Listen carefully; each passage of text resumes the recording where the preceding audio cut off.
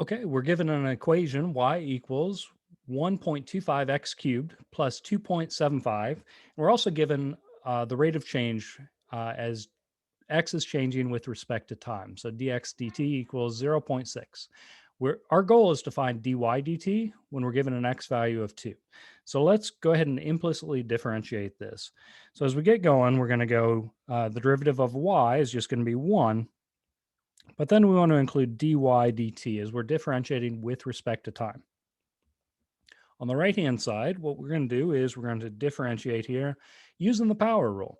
So on the first one, 1.25 multiplied by 3 is 3.75. X to the second power as we reduce the exponent by 1.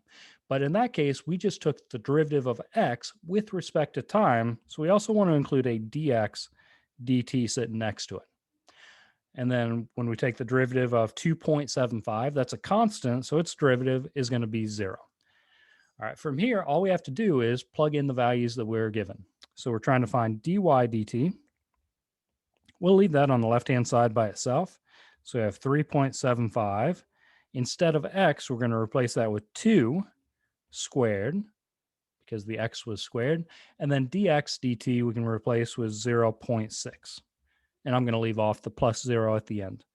All right, from here, with a little bit of reducing down, probably get the calculators out. This is going to work out to be 9. All right, so when you set these up, just take your time differentiating with respect to time, where you have derivative of y was 1, but don't forget the dy dt. Derivative over here, because you're differentiating x, just use the power rule, but don't forget the dx dt. Plug the values in that you're given, do a little simplifying down, and you got this. All right, good luck.